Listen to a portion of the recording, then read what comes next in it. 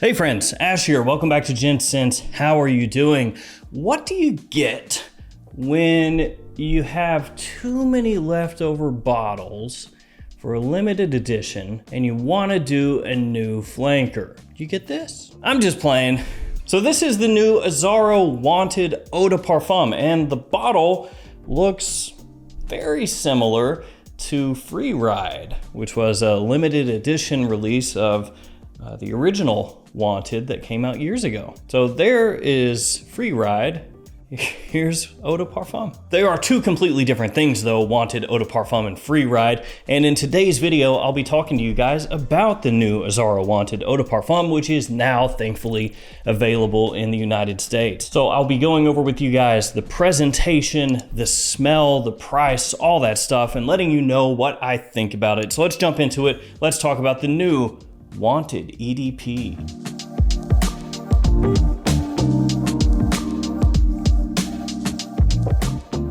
So Azzaro Wanted Eau de Parfum, as I said, is available in the United States now. It is at Ulta.com. I'll have this linked in the description along with some of the other Wanted fragrances, some of the best ones in the lineup.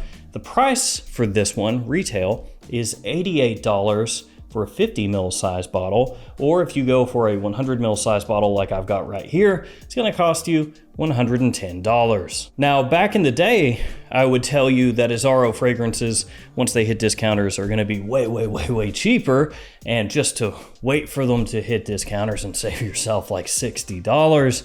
But here lately, that's not really the case. The Most Wanted, both iterations of the Most Wanted, those are not really affordable at discounters. So we'll see if this one is any different as time goes, but yeah, I can't really tell you that this is, for sure gonna be crazy cheap in a couple months.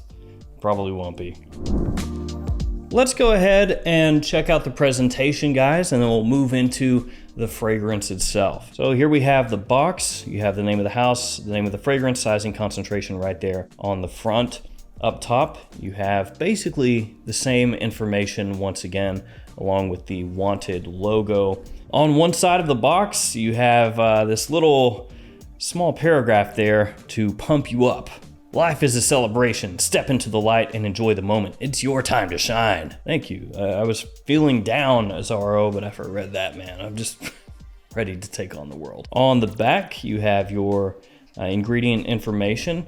And on the bottom of the box, you have your batch code. Mine is ABWD1EM. And here is the bottle. So it is your typical Azzaro Wanted style, only this one has a silver paint over the bottom, which would typically be clear, be see-through. Up top, you have the Azzaro logo and the little faux bullets. And then on the bottom, you have a sticker and your batch code. The cap does click snugly into place. Let's go ahead and share a couple sprays here so you can check out the atomizer, and then we'll jump into the scent. Here we go. Ooh. All right, so Azzaro Wanted Eau de Parfum. It's taken us a little bit to get here because the original Azzaro Wanted Eau de Toilette that came out years ago, this one had a bit of a similarity to Invictus style fragrances. So it was kind of like Azzaro's take on that DNA. Then we had Azzaro Wanted by Night and Azzaro Wanted Tonic, Azzaro the Most Wanted, Azzaro the Most Wanted Parfum. So you had all these flankers, but the Eau de Parfum was missing. And of course, Azzaro, they see what everybody else is doing. Acqua di Gio Eau de Parfum coming out, Armani Code Eau de Parfum. Actually, it's very trendy right now to be doing an Eau de Parfum version or a parfum version of a fragrance that started a line years ago. And so now we have Wanted Eau de Parfum. I guess the first question is, does Azzaro Wanted Eau de Parfum smell like Azzaro Wanted Eau de Toilette? And the answer to that is no.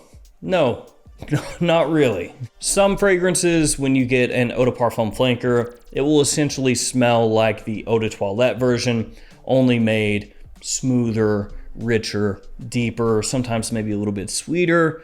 But in this circumstance, Azzaro Wanted Eau de Parfum is pretty much its own thing apart from Wanted EDT. So the way that this one is pitched, Azzaro Wanted Eau de Parfum, is that it's this meeting of cold and warm, of fresh and woody, like a meeting of two worlds, essentially. When you first spray it on, it does have maybe a slight cooling effect to it, but not really. This is not something like, you know, Terre d'Hermès Eau Givre or something like that that gives you an icy kind of feeling.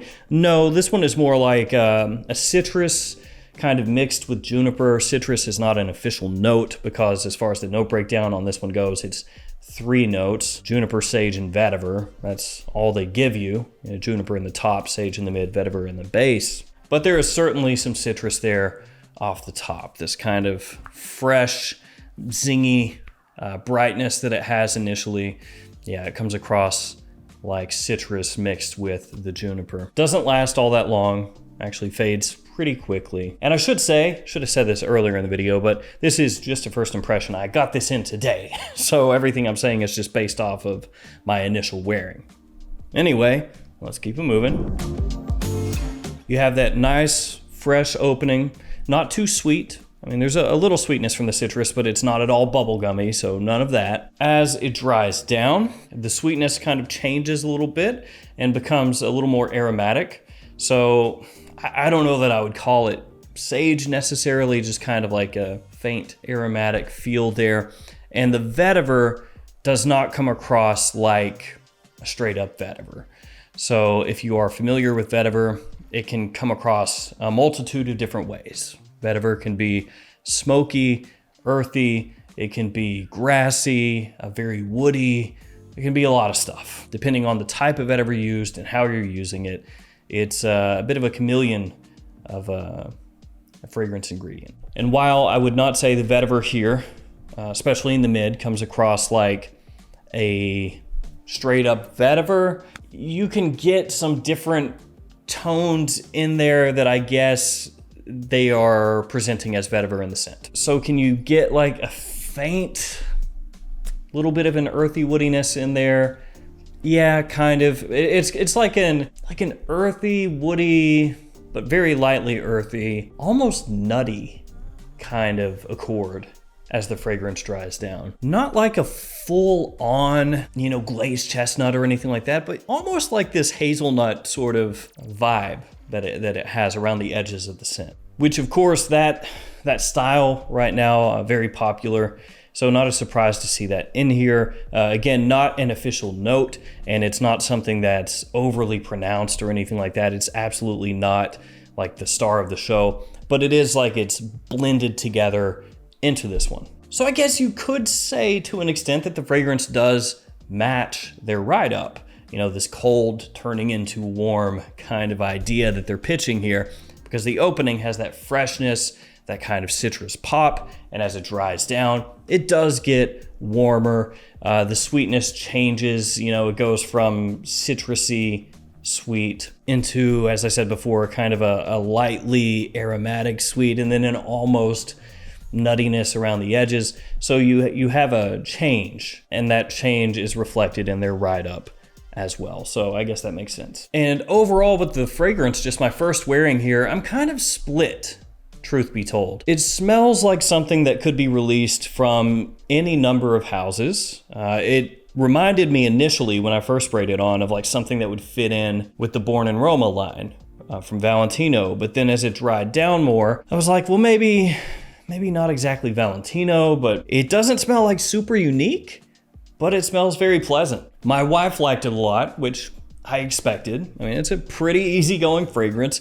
The only thing that I think some people may not jive with as much is when it heads through the mid, when it has that sort of nutty vibe that I've talked about, which I don't even know if that's actually the best way to describe it, but that's what pops up into my mind. I don't know if I'd call it a bitterness, but it has like something that's potentially very slightly off-putting in terms of an undertone. And to me, it doesn't bother me, but it is one of those things where when I smell it, I'm like, yeah, like there's something there that could just come across like a slightly, I guess, slightly bitter kind of way that some people may dislike. And I think some people wouldn't even key in on that. And honestly, the only time I've picked it up is when I like put my nose directly into my arm. So it's really nitpicking at that point. As usual, on Fragrantica, it just got downvoted into oblivion as soon as it was released. Truthfully, Fragrantica for new releases is almost worthless nowadays. Like the website gets more and more worthless for information on new releases with every release that comes out. Now, in terms of performance, can't really say for sure. Obviously, I've worn it once, but it appears to last a decent amount of time, kind of what I would expect, and projection is nice as well. So nothing's sticking out. I mean, it doesn't come across like beast mode or anything like that, but it gets the job done. Kind of an interesting time to be releasing it because it is heating up right now, and this comes across more like a fall time fragrance to me. Now, I know the opening is pretty fresh, but once it settles on my skin, it doesn't really come across like a spring fragrance to me. Definitely not a summer scent. So this is one that I think you do have a little time. I mean, check it out. Like I said, it's in Ulta right now, according to their website. So check it out, spray it on, see how it works for you. But I would think more fall time is like the best time for this one. But obviously, if something works in fall, then I guess it works in spring as well. So yeah. And in terms of daytime, nighttime use, I think either one. You've got the freshness initially. As it dries down, it becomes much more suitable for evening use. So either one. Just first impressions, I would put this for me personally underneath the two most wanted fragrances in the Wanted line. I would put it underneath Wanted by Night. I would put it above Wanted Eau de Toilette and Wanted Tonic. So that's kind of where this one is falling for me right now. So I'd say initial impressions, solid, not spectacular. So there we go, Azzaro Wanted Eau de Parfum. Absolutely worth checking out if you're a fan of the line. It does do things different enough that it's not redundant. You know, it's not something where if you own the EDT, you don't need this one. They're quite different, as I said. Same thing with the Most Wanted fragrances. This is not redundant with those. So that's good, at least. You know, it does do its own little thing in the whole lineup of the Wanted fragrances. All right, that'll do it for me. If you've smelled it, let me know what you think about it. Thanks for hanging with me. Stay safe out there. I'll see you tomorrow with another fragrance video. See you guys later.